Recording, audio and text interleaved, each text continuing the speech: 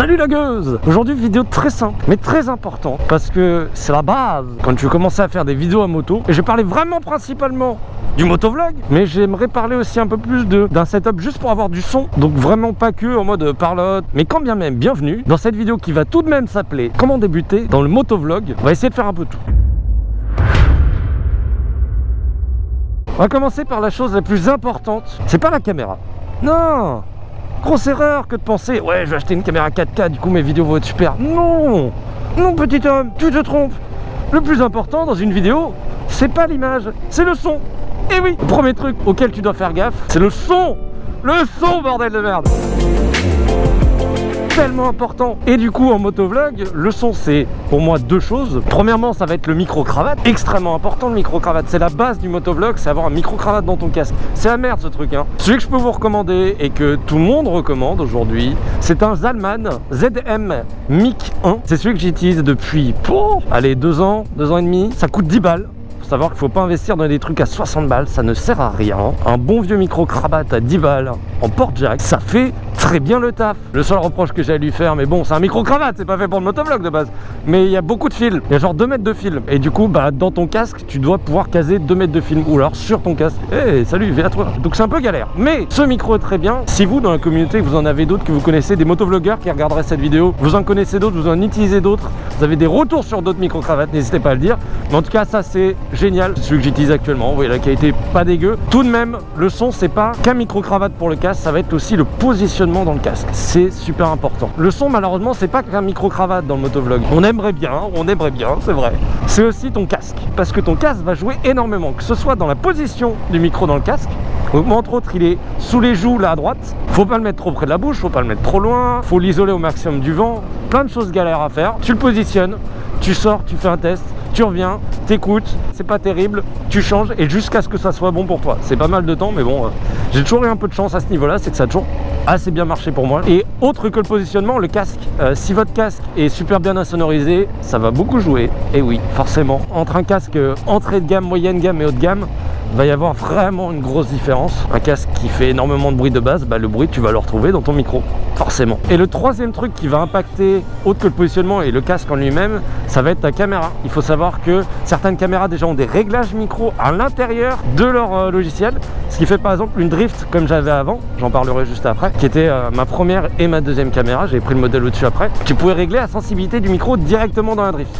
Ce qui n'est pas le cas sur une GoPro. Si tu fais pas attention, ça peut niquer tout ton setup. Donc là, on a pris vraiment le côté motovlog et on va se dissocier un petit peu du côté motovlog, mais qui est quand même utilisé dans le motovlog, mais c'est plutôt rare parce que c'est beaucoup plus de boulot. C'est un micro externe. Moi, ce que j'utilise, c'est un Zoom, la marque Zoom, un Zoom H2N. C'est un super bon micro et dans ce cas-là, ça va permettre d'enregistrer le son de la moto avec une qualité qui est largement supérieure à ce que vous pouvez retrouver d'habitude avec un simple micro-cravate dans le casque. Le but, ça va être d'au maximum isoler ce micro du vent, l'isoler de toutes les interférences et de tous les petits bruits qu'on pourra entendre quand on a un micro-cravate dans le casque. Moi, j'en ai un que je mets dans mon sac de photo quand je vais faire des essais notamment pour avoir vraiment un bruit propre de la moto. Je vous mettrai quelques extraits.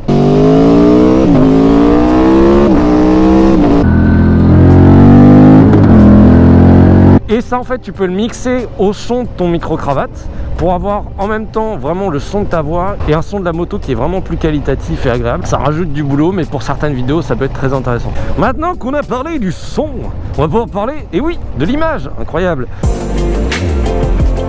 Et là, il y a pas mal de choses à dire. J'ai pas énormément d'expérience dans les caméras, mais la chance que j'ai, c'est que j'ai commencé par autre chose que GoPro, ce qui quand même diffère de, je pense, au moins 70% des motovlogueurs sur la plateforme. Moi, j'ai pas commencé avec ça, j'ai commencé avec une drift. C'était une drift HD Ghost qui fait un maximum en 1080p 30 fps. Ça ressemble à ça. C'est plutôt pas mal. C'est plus gros qu'une GoPro, ça a plus d'autonomie, ça a une petite télécommande qui permet de la gérer. Il y a pas mal d'avantages, d'inconvénients. Et après, je suis passé sur la Drift Ghost S. Je vais pas vous parler énormément de cette caméra, renseignez-vous dessus, ça peut être intéressant, on en trouve en occasion à une centaine d'euros. Je vous recommande vraiment la S pour le coup, vous aurez du 60 images par seconde. Mais si vous voulez vraiment toucher à de la qualité, et ben vous allez chercher plus GoPro aujourd'hui. GoPro, c'est génial. En termes de qualité d'image, c'est incroyable. Pour le micro, c'est la merde parce qu'il faut un adaptateur, etc. Moi, il est planqué en dessous là dans le casque.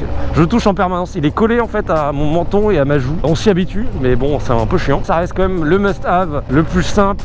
Commencez par GoPro parce que c'est là où peut-être vous n'aurez pas forcément la solution la plus simple. parce qu'au final il faut un adaptateur, au final ça peut coûter assez cher quand on va viser le dernier modèle, mais vous n'êtes pas obligé, hein. Une GoPro Hero 3 Black, c'est génial. Et du coup ça vous évite le problème de l'adaptateur en plus. Vous aurez au moins beaucoup de gens qui pourront vous conseiller, vous aider, répondre à vos questions, parce que dites-vous qu'il y a plein de gens avant vous qui ont galéré sur ce sujet et du coup qui connaissent un petit peu les solutions et qui peuvent vous apporter un peu d'aide. Mais ce qui est génial avec GoPro, c'est que tu peux la positionner vraiment partout. Par exemple avec une drift, j'aurais jamais réussi à la mettre ici dans cette vue là qui est pour moi la meilleure, hein.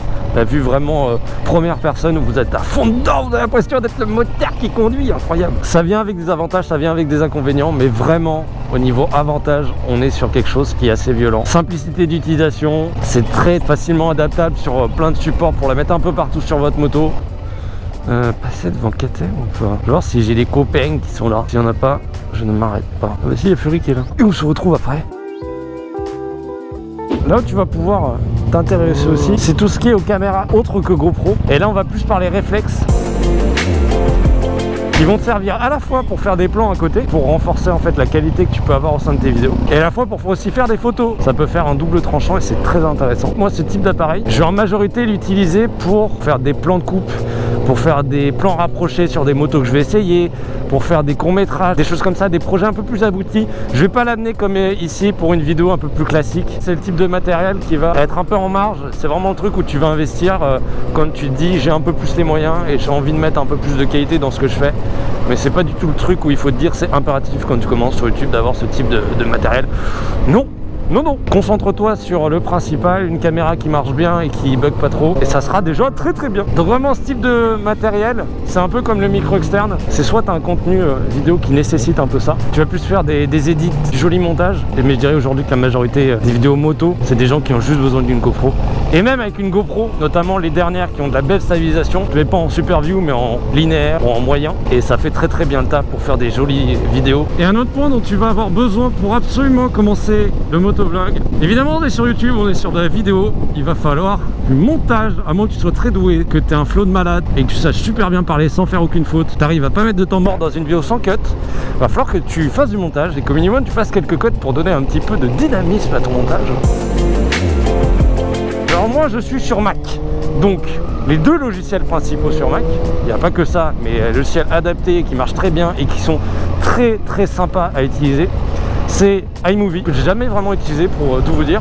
Moi je suis passé directement sur Final Cut Pro, donc qui est un logiciel de montage là vraiment plus professionnel, mais qui est accessible aux amateurs parce que très simple d'utilisation. On le dira pas trop fort, mais vous pouvez le craquer. Que vous soyez après sur PC ou sur Mac, il y a d'autres choses qui peuvent être très intéressantes, notamment la suite Adobe, les plus connus, Sony Vegas.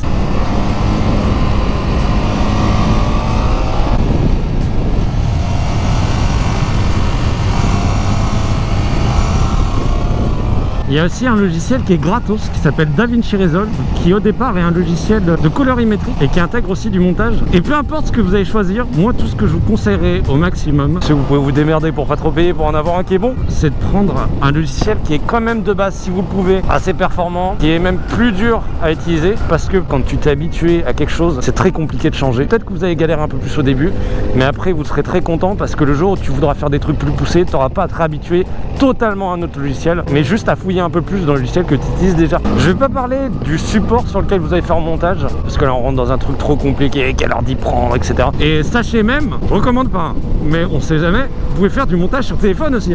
Si vraiment vous pouvez pas avoir un ordi, sachez qu'il y a des solutions sur téléphone, il y a des applications de montage, il y a iMovie sur smartphone. Et surtout le dernier conseil que je donnerai dans cette vidéo, qui est super important quand vous vous lancez sur le motovlog, le premier truc que vous filmez, ne le postez pas obligatoirement. Ce qui est super important quand vous commencez, c'est de vous dire je vais apprendre à mettre mon setup, donc je vais tester le micro, je vais tester l'emplacement de la caméra, voir si c'est bon. Tu donnes un sujet, juste tu dis tu vas rouler et t'improvises, mais t'essayes, t'apprends et tu commences à t'habituer à faire ça, parce que parler à moto comme ça, une caméra, comme si tu avais un public, et c'est comme si je parlais à quelqu'un au final, bah, il faut s'y habituer et c'est pas forcément simple. Moi c'est un bon petit conseil pour éviter vraiment tous les problèmes d'élocution ou tous les problèmes qui peuvent être liés à une première vidéo, c'est d'en faire une, 2, 3 voire plus en fonction de comment tu te sens à l'aise, et comme ça la première vidéo que tu mettras en ligne, eh ben, elle sera directement un peu plus propre un peu plus léché. Et déjà, elle montrera que tu as un peu d'expérience. Si tu pars, tu essaies la caméra, tu rentres, tu regardes, t'habitues à parler, t'habitues à dire des choses, t'habitues à te concentrer sur ta conduite aussi.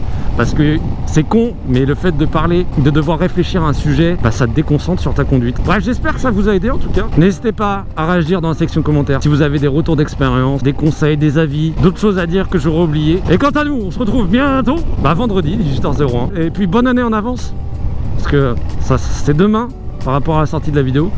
Donc à tous ceux qui verront avant, bonne année en avance. Et tous ceux qui verront après, bonne année, à bonne cloche.